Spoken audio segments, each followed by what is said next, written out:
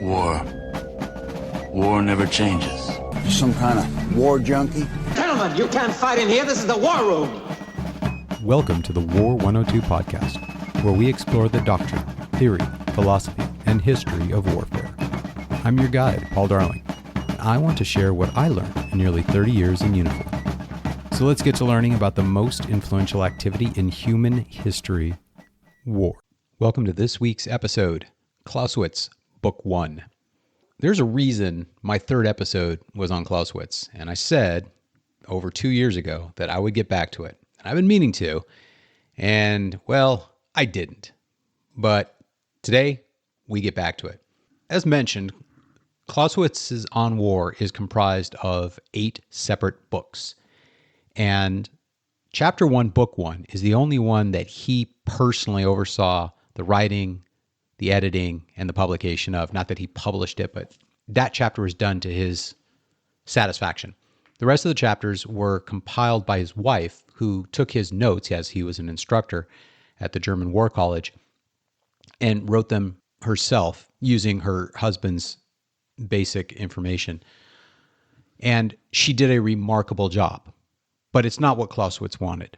And I think a lot of people skip past Chapter 1, Book 1, and think they know Clausewitz, and they don't. And that's unfortunate, because certainly within Book 1, some of the books are not as critical as others, but certainly Book 1, all of it is critical to understanding warfare. And it's really not that long nor difficult a read. I'm using the Parrott translation. I think that's the gold standard.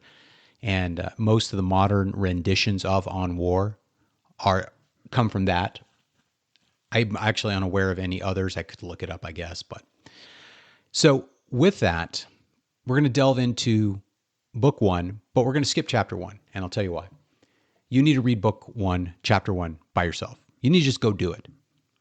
It's that good, it's that important, and it'll take you, half an hour? You can find it online. There's plenty of open source. If you really do care about learning more about war, I would recommend buying a copy of On War. If you're going to buy some books on war, I'd say Clausewitz, Sun Tzu, Jomini, iffy on Jomini. You can get by without it.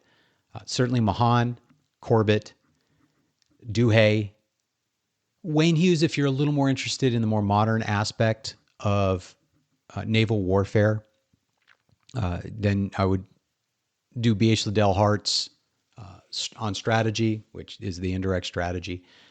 That would give you a good start. I mean, I'm missing a whole bunch of books. There's a lot of them out there.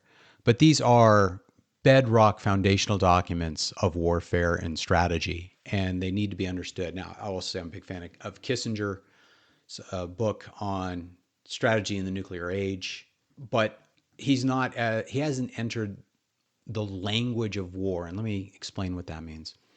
So if you want to get a PhD in history, you have to speak a foreign language. It's a requirement, I think, just across the board. In England, ironically, the British universities are easier to get a PhD than American universities. I don't know why that's ironic. I guess you just assume like King's College, Cambridge, things like that would be more difficult. But in fact, it's easier. The English universities will grant military retirees, military professionals, the language credit. They look at the language of the military as a separate foreign language. And in many regards, it's true. I was working with a student and his advisor at University of Texas, Dallas, North Texas? I don't know, something like that, one of those universities. And they were working on source material, operation orders, AARs, things like that from the waning days of World War II. And they would contact me and say, what does this mean? And I read it because it's my language. I read op orders. I understand what the abbreviations, the acronyms.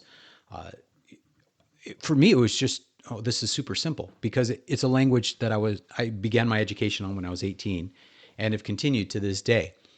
But people who are not familiar with it, and the student was a veteran, but only served for a few years and never became truly conversant in the language and couldn't understand it. Also enlisted, not officer.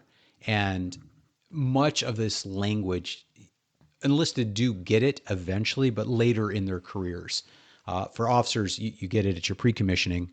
Certainly at West Point, I got it. And then the basic course, advanced course, what we used to call CAS-CUDE, Combined Armed Services and Staff School, and then Command and General Staff College, of course. So there is a language.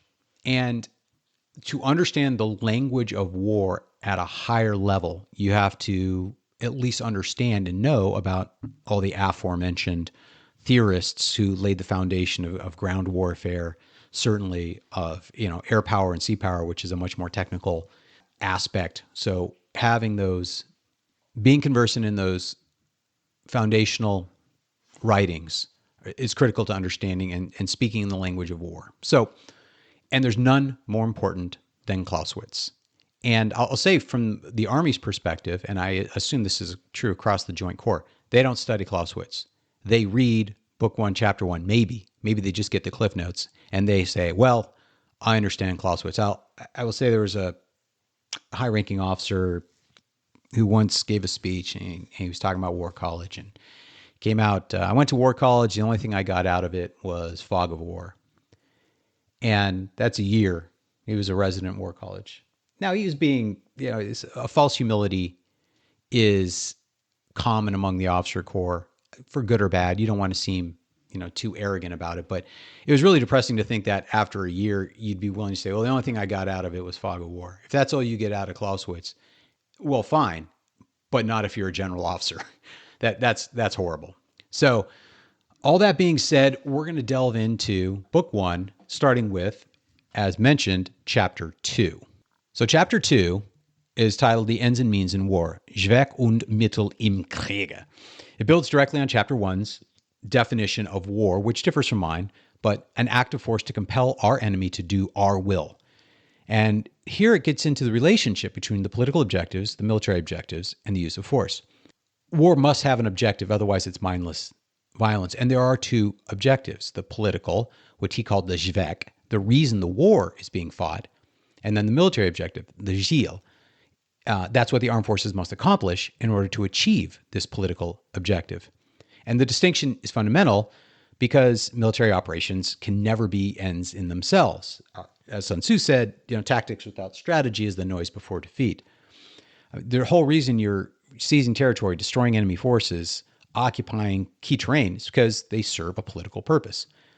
Now, Clausewitz goes into the concept of disarming the enemy. And in theory, completely destroying the enemy's capability is the surest path to compel him to accept one's political will. They can no longer resist.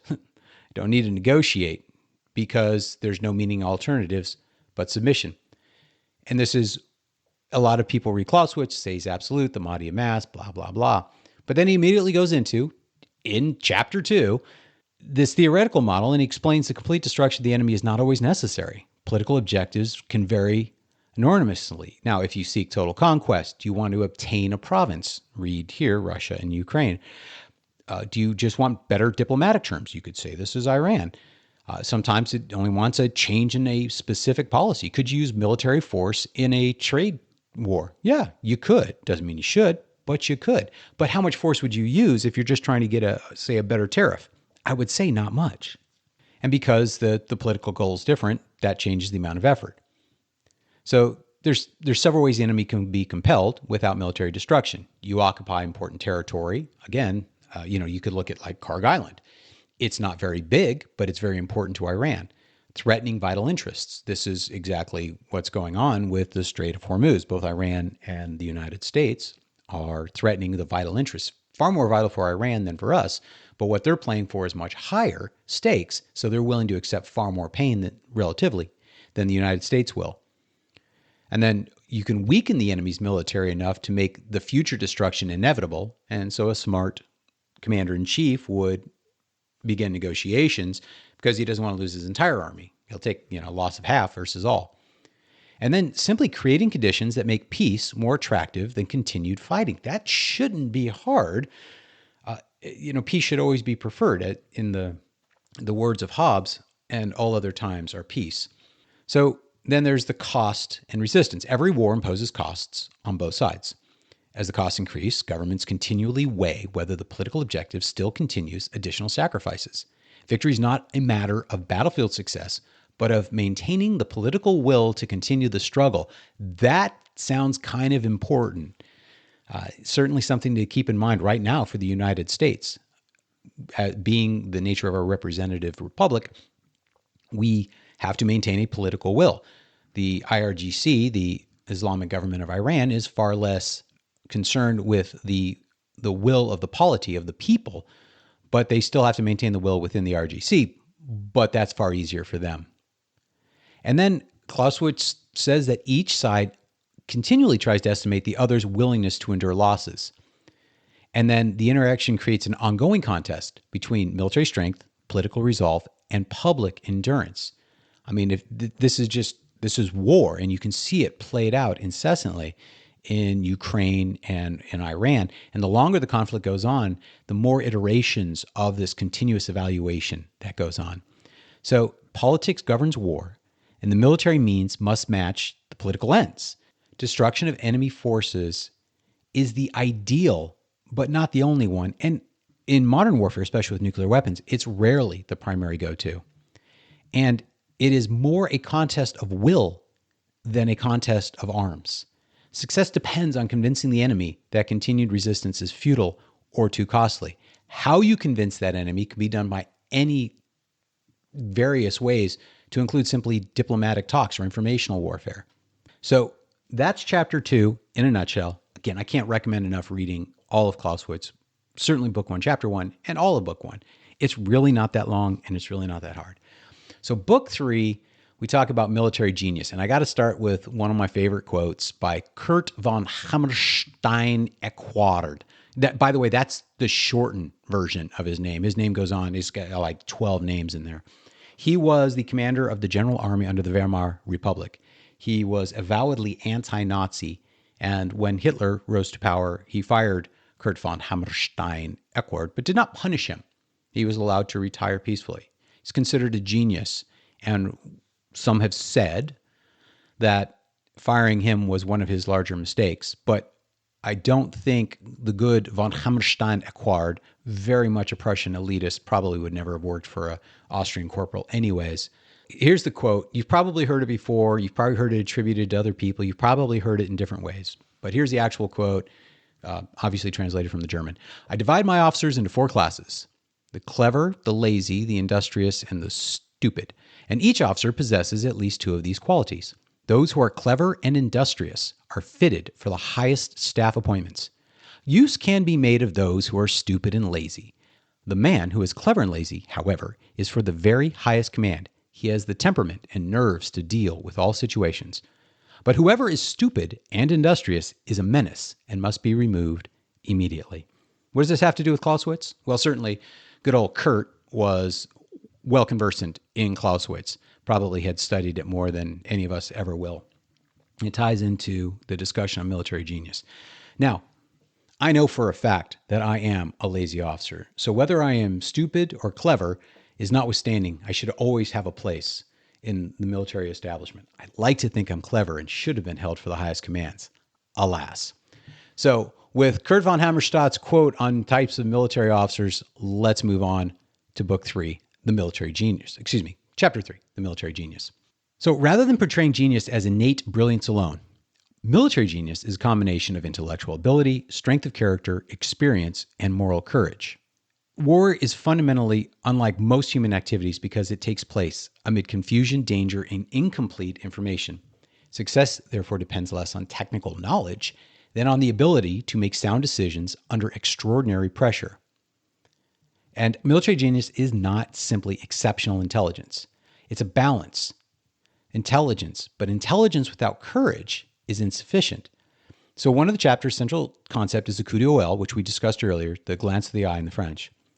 And for Clausewitz, and I agree with his definition here, to describe a commander's ability to perceive the essential truth of a military situation almost instinctively, amid the countless confusing and often contradictory details and information, the gifted commander immediately recognizes what is decisive. And closely related is determination. Since information in war is inherently incomplete and almost always contradictory, commanders rarely possess certainty before acting. The great commander accepts this uncertainty, makes a decision, and executes it confidently, rather than becoming paralyzed by doubt. And courage has 2 forms. You have physical courage and moral courage. Physical courage is simply the ability to endure danger. Now, in the U.S. Army, we send a lot of officers, myself included, to airborne school, where we jump out of airplanes, which is a real hoot. The vast majority of these officers never serve in an airborne billet, and I am guilty of this, and this causes a lot of consternation. And I, to a certain degree, agree with the consternation and the unnecessary aspect of it. However, it is a measure, be it fairly small, of physical courage. It takes physical courage to jump out of an airplane while in flight. There are very few means outside of combat itself where you can put people into a position of mortal danger, where you will die if something goes wrong, and force them to get through that risk. And as it is an essential component for military leaders to possess physical courage, how do we test that outside of people trying to shoot each other? We have what's called the confidence course. You might have heard it called the obstacle course. Now here, it's certainly an aspect of physical courage. I've been far more worried for my personal safety doing some of the confidence courses I've done in my career versus jumping out of an airplane. You feel pretty safe actually jumping out of an airplane. And again, as noted, it's a hoot. But when you're up there very high, you realize that a mistake could hurt you, possibly even kill you.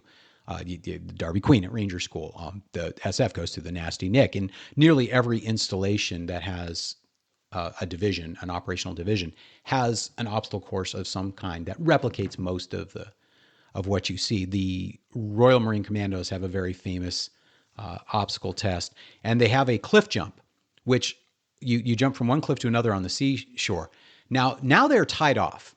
There is a rope, but originally there was no rope. And if you made a mistake, you died. And it was an essential component of commando training. And I think these risks of death and dismemberment in training is an important component of weeding out those leaders who simply lack the physical courage to be good leaders. All that being said, it's the moral courage which is harder and more rare in officers. And this allows them to accept responsibility, resist criticism, and maintain confidence despite setbacks. So then you have the physical courage, the moral courage, determination, coup d'oeil, intelligence. You have strength of character. Military leaders constantly encounter unexpected events that disrupt their carefully prepared plans. And lesser commanders can become discouraged or abandon the objective. Military genius allows them to remain steady and adapt without losing sight of their purpose. Experience is critical. Clausewitz argues, and I agree, that military judgment cannot be learned solely through books or formal education. Practical experience teaches commanders to distinguish meaningful information from distractions and develop the intuition necessary for effective decision making. So combat experience matters. And it was frustrating to see officers who had achieved high rank who clearly had never actually been in combat. They may have deployed to what would be called combat zones, but the greatest risk they ever had was, an errant rocket landing near them. Simply being in a combat zone does not give you experience in combat. You have to make the decisions under fire, where what you decide at that moment determines not only whether you live or die, but whether your men do. In the absence of that experience, you are a lesser commander. And frankly, when judging who should and should not command, those officers who have not been exposed to those conditions should not be given the same consideration as those who have. Combat badges, combat action ribbon, the combat infantry badge, now the combat action badge, these things are important. They matter, and they should.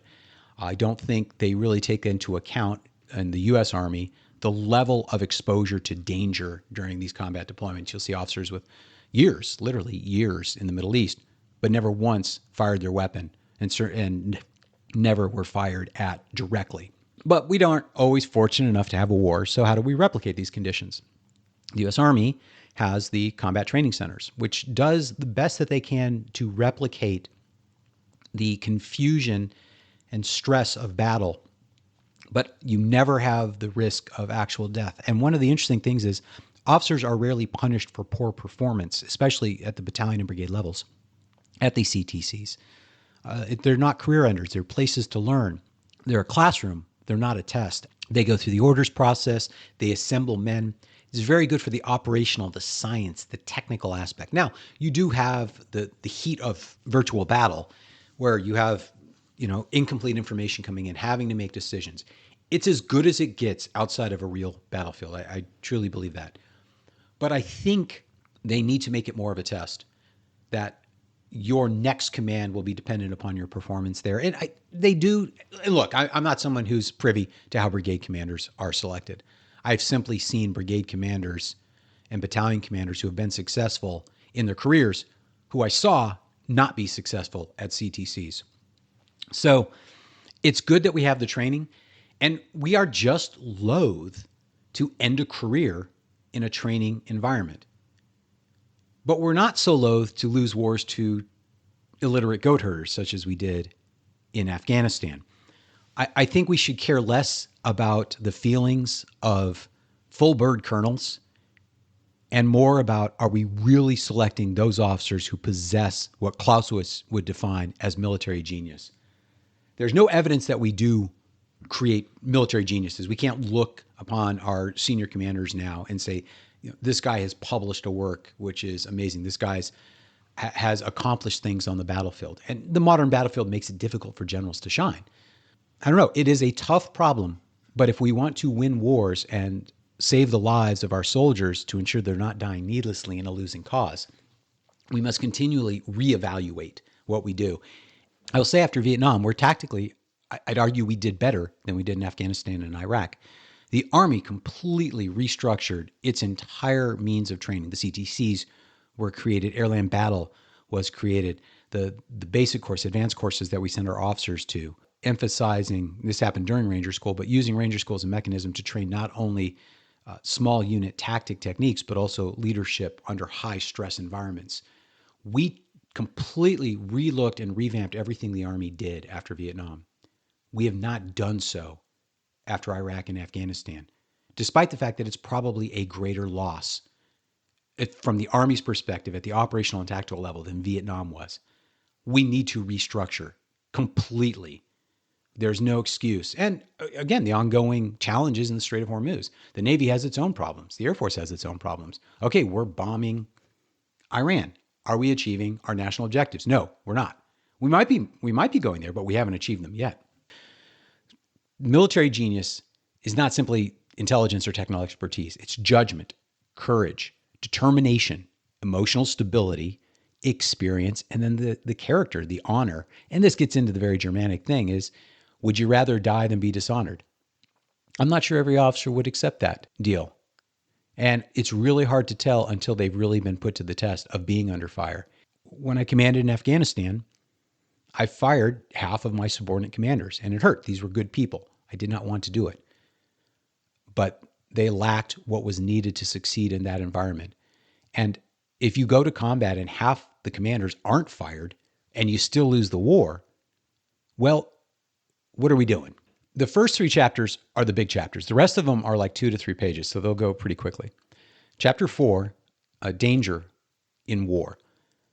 Danger is the atmosphere of war, and every military action occurs under the constant possibility of injury or death. And this affects different people, different ways. And military writers often treat courage as a fixed personal characteristic. Clausewitz argues that fear influences judgment, perception, decision-making. And even experienced soldiers feel fear. What distinguishes exceptional leaders is not the absence of fear, but the ability to continue acting effectively despite it. He talks about the courage as both the physical and the moral quality, and that finding a commander who can make difficult decisions despite uncertainty and criticism, that moral courage is far more rare and far more important. So chapter 5 is on bodily exertion in war, and that armies consist of human beings, not formations on a map. Long marches, lack of sleep, hunger, exposure to weather, disease, and fatigue all play into it, all create chaos and stress and make even simple plans difficult. I can't say a lot, but we do a very good job of minimizing the exposure to weather, the hunger, the disease aspects. But I will say lack of sleep still exists.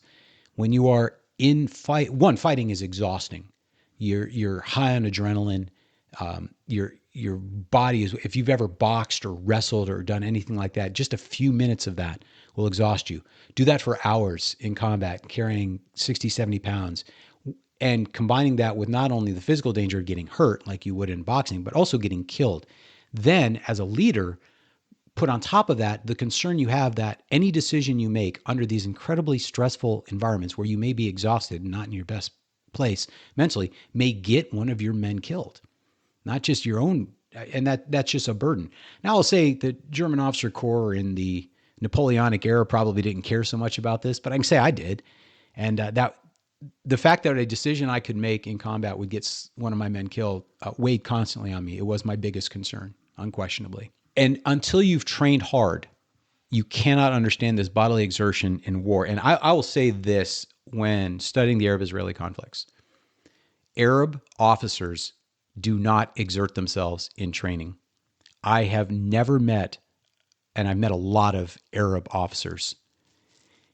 I've never met one in the training environment, these are their very best, who is someone I would say was fit. They don't work out. They don't exercise. They're just soft and flabby. And I think that carries into their mentality and everything. And they don't understand the exertion of warfare. So when they find themselves in combat, they're completely unprepared physically. And that detracts from them mentally. Patton says, fatigue makes cowards of us all. Well, an unfit soldier, and certainly an unfit officer, will quickly fatigue and quickly become a coward. And I've experienced this in combat myself. I was getting shot at. I was smoked. We'd been on the move for a long time, dismounted, and it had been close, and I was attacked by somebody who was uphill. I should have continued the assault. I had the firepower. I just lacked the fitness required to lead the men I had to assault that uphill position at that moment. And that weighed on me heavily. And I was fitter than most of the men. So if I couldn't do it, I guess I could make the excuse my men couldn't do it either. But that weighed on me. And I thought about that for a long time. I changed how I worked out when I was deployed. I ran more. I lightened my load. I dropped some body armor. I increased my water. We like to think in the modern battlefield that fitness doesn't matter, but it does. And the speed and tempo of which mechanized forces operate, and even motorized forces, mechanized being like tanks, Brads, armored, motorized being like Humvees and things like that. Even if you're riding along, the tempo is such that you're moving fast, which means your information is changing more quickly, which means mentally it's more difficult to take in the information that's coming at you much faster and making intelligent decisions. Mechanized warfare magnifies the requirements of genius in war because of the speed of operations and the speed of information. Chapter 6 is information in war. And the key point is, and this is like one page, it's always unreliable. It's delayed. It's exaggerated. It's just straight up wrong. And commanders will never have a complete picture of the battlefield. And you can think, looking at your little drones back in your base, that you know what's going on. This is one of the weaknesses of the modern battlefield and the modern officer. They think they know more about a battle when they're hundreds of miles away looking at a TV screen than the man on the ground. And they will come on and overrule orders of the man on the ground based upon what they think they know because they're way in the rear. And they don't. It's wrong. The idea that a UAV doing a feed is going to give you a better picture of a battlefield than the man who's there with his soldiers and overviewing is wrong. It's nice to have it. It's great supplemental information, and it certainly doesn't hurt, but it's not a replacement, and it's certainly not superior. So, and when it comes to exaggerated, man, every time you get shot at and someone says how many people are shooting at them, take that number and take a zero off of it. If they say it's 30, it's 3. It's just the way it is. And doing that quick math has never been proven wrong to me. When people are shooting at you with automatic weapons, it just seems like a lot of bullets and a lot of people. And I'm as guilty as anyone. And I mentally like, oh my God, it's got to be, whatever it is, 100 people. And it's like, no, it's 10. So that comes from experience. If you're on a radio and you've never been in actual combat and you hear somebody say, I'm under attack from 100 people, you have no reason to discount it other than the theoretical knowledge of everyone in battle is underestimating what they're actually being attacked by. And that's a combination of experience and study in war. Despite all these uncertainties of information, you can't wait before acting. You still have to act. You still have to do so using the imperfect information. And then that brings chapter 7, the friction in war, which everyone heard about friction. And there's a chapter of like 2 pages that discusses it, Chapter 7, Book 1. It's the countless small difficulties that prevent military operations from unfolding according to plan. Weather, roads, broken down equipment, certainly in mechanized warfare, the maintenance of your equipment and something breaking in the middle of anything, and you lose that critical piece of equipment, it's indescribable. This also goes back to the failures of Arab armies. They don't really do maintenance. They don't really like it. And so they're trained in the American school of operations, but they lack the American school of trained mechanics, trained maintainers, people who understand the mechanical aspects and are willing to exert the discipline to do their motor pool activities and their maintenance every week as required. And it's just one of the things that hurt them. Misunderstood orders. That happens all the time, especially speaking on a radio. You have to be very deliberate to make sure people understand what you want. Exhausted troops, messed up maps. Fortunately, our maps are pretty good now, but back in Clausewitz days, maps were atrocious. We have good maps now. Thanks, guys. The fear of soldiers. You give an order to a soldier to do something, and fear may preclude them from doing that. And you make assumptions that it's going to be done, and it's not done. Then administrative delays, and then the enemy gets a vote. The enemy can do something that you don't know about or did not expect based upon your incomplete information. And any one of these by themselves is easily overcome. But combine all of these, and these are just examples. It's infinite the amount of things that can go wrong in a combat operation. And then collectively, this friction becomes overwhelming. So the more complex the plan, the more complex the army, the more complex the machine you're dealing with to wage war, the more friction can occur at any one of those points. The larger the military, the larger the force, all of it. And so the simplest plans are by far the best. And we talked about Napoleon's corporal earlier. And look, the plan gets you to the starting point. Then you just have to have those leaders with genius that I question whether we truly select for and put into those positions of authority are able to overcome this friction and to divert from the plan and execute based upon their coup d'oeil, their ability to see the battlefield. It's almost more important to overcome friction than the enemy in order to be successful, and certainly on a modern battlefield. And then Chapter 8, as the concluding remarks, I guess the key point on Chapter 8 is the theoretical concept of absolute war, as stated in Chapter 1, is useful as a starting point. But real wars never reach that theoretical extreme because they are limited by endless practical factors. The political objectives, imperfect information, friction, fear, physical exhaustion, chance. We talked about the fascinating trinity. Leadership, and then the national will. Warfare is always a human activity, not a mathematical exercise. And I think the ground forces understand this better than the more scientifically based sea and air. I just by the nature of how they do business, they fight ships and planes. Whereas the ground forces, you do have the mechanized forces, the tanks and brads, but most of the leaders spend some time dealing with that dismounted human element of infantry. And I think that gives you an understanding of war better than those who work in domains where humans don't normally live. The conclusion starts the reader to be ready for Book 2, which we will discuss later. There are 8 books. I'm not going to do 8 straight Clausewitz episodes. Mentally, I can't do it. And also probably drive off 90% of my listeners. So these little injects of Clausewitz are forthcoming. They'll fill gaps.